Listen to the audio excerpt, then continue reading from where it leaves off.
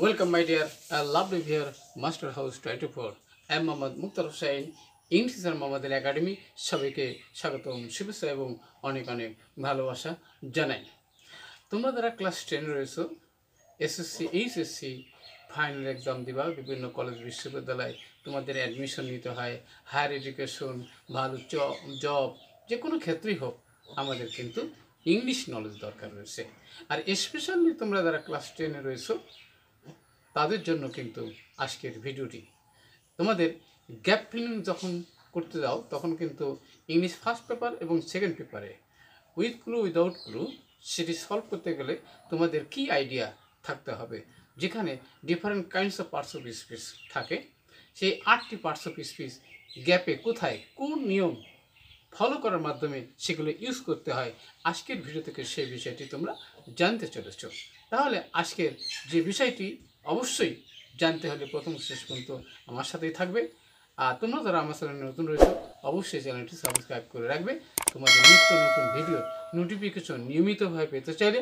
আর যারা সাবস্ক্রাইব করছো, thank you so much. So no more talk, now go to our whiteboard, try to understand today's lesson gap filling activities with or without clues, how to solve, how to use in English grammar. আজকের এখান থেকে তোমরা চমৎকারভাবে সেই বিষয়টি জানতে চলেছো। আর জানতে হলে অবশ্যই প্রথম শেষের মতো আমার সাথে থাকবে।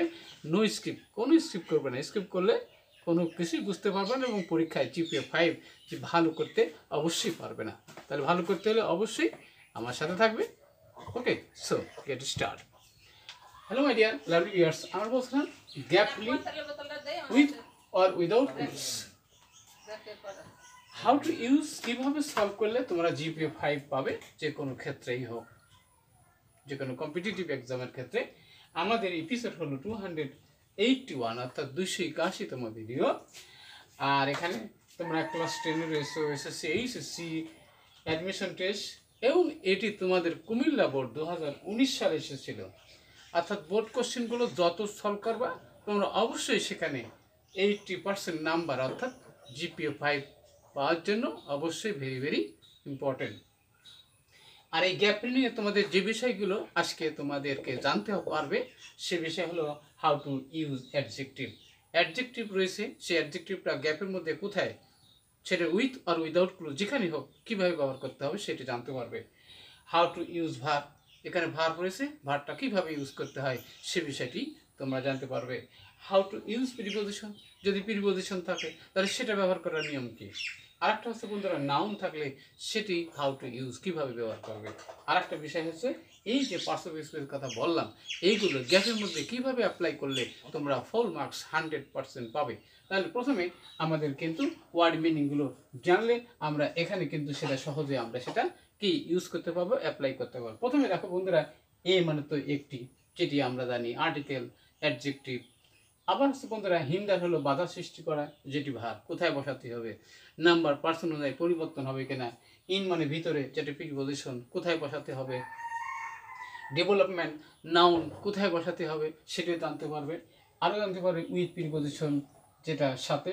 আর জয়েন্ট হলো যৌথ, যেটি অ্যাডজেক্টিভ, এটি অ্যাডভার্ব হয় কিনা সেটা জানা যাবে।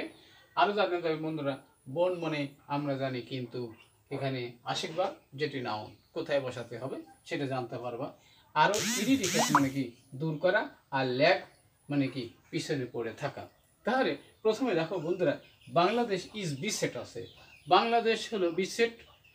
আর অ্যাপ্রোপ্রিয়েট প্রিপোজিশন বিসেট উইথ হয়, আমরা জানি ম্যানি প্রবলেম, অনেক সমস্যা, তাহলে বিসেট উইথ মানে কি, তাহলে অনেক সমস্যা দ্বারা জর্জরিত। তাহলে এখানে কিন্তু অ্যাপ্রোপ্রিয়েট প্রিপোজিশন হিসেবে কিন্তু আমরা জানি প্রিপোজিশন দুই ধরনের ব্যবহার আছে, অ্যাপ্রোপ্রিয়েট প্রিপোজিশন অ্যান্ড কি সিম্পল প্রিপোজিশন। ইলিটারেসি মানে কি নিরক্ষরতা, ইজ অন অফ দেম, তাদের মধ্যে, তাহলে অনেক সমস্যা আছে এবং নিরক্ষরতা অন্যতম।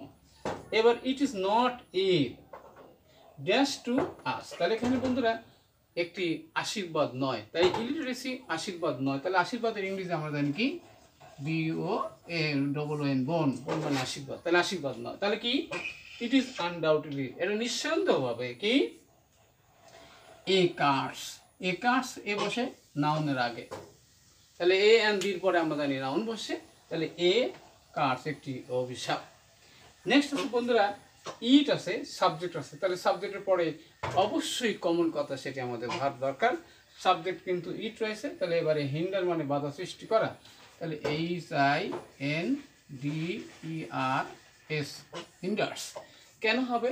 থার্ড পারসন সিঙ্গুলার নাম্বার হলে ভার্বের সাথে এস বাই এস যোগ হয়। তাহলে all kinds of development of a country, একটা দেশের সকল বাধা সৃষ্টি করে, সেটা হলো নিরক্ষরতা। নেক্সট হচ্ছে বন্ধুরা ইট অলসো কজেস, এটা আরও সৃষ্টি করে। কি সৃষ্টি করে? মেনি আদার প্রবলেম, অনেক সমস্যা। ওকে, সেটা কোথায়? যদি কোথায় বসে, তাহলে ইন আওয়ার সোসাইটি। ইন মানে ভিতরে, আমরা বলছিলাম যে ইন আওয়ার সোসাইটি। প্রিপোজিশন কিন্তু নাউনের আগে বসে, নাউন প্রোনাউনের আগে বসে। অবশ্যই বিষয়টি তোমাদের জানা রয়েছে। As most of our people are not conscious মানে সচেতন নয়, তাহলে আমাদের দেশের অধিকাংশ লোকই সচেতন নয়। তাহলে কি? অফ, কনসিয়াস অফ, এটাও কিন্তু অ্যাপ্রোপ্রিয়েট প্রিপোজিশন।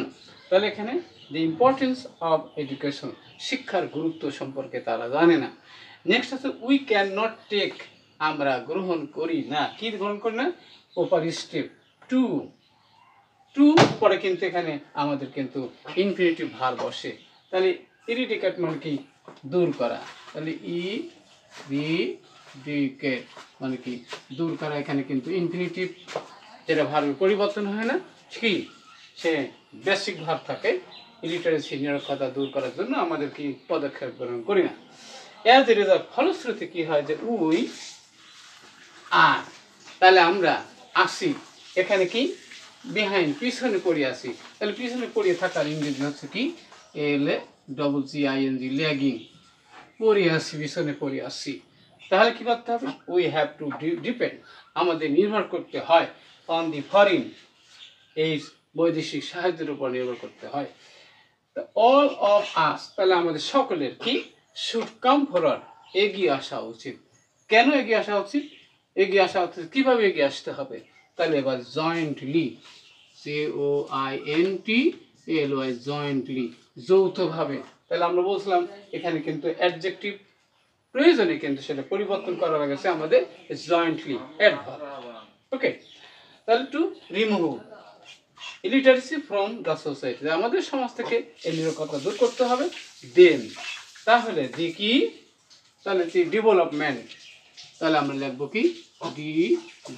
ডেভেলপমেন্ট, তাহলে এই উন্নয়ন। তাহলে আমরা বলছিলাম, কি বলছিলাম? যে এ and the পরে নাউন বসে। তাহলে এখানে ডেভেলপমেন্ট অফ দ্য কান্ট্রি, একটা দেশের কি উইল বি পসিবল, সম্ভব হবে। তাহলে অবশ্যই তোমরা দেখতে পেলে যে ডিফারেন্ট কাইন্ডস অফ পার্টসিপল স্পিচ কীভাবে কোন নিয়ম ফলো করার মাধ্যমে সেটাকে ইউজ করতে হয়, যেটা English first paper, second paper, দুই পার্টের জন্য ভেরি ভেরি ইম্পর্টেন্ট। আর আজকের ভিডিওটি অবশ্যই তোমাদের ভালো লেগেছে। আর কোথায় কোনো সমস্যা থাকলে এবং কী বিষয়ে ভিডিও দেখতে চাও, দ্রুত কমেন্টস করে জানিয়ে দেওয়া। সবাই সুন্দর এবং সাকসেসফুল জীবন কামনা করে এখানে বিদায় নিচ্ছি। আল্লাহ হাফেজ।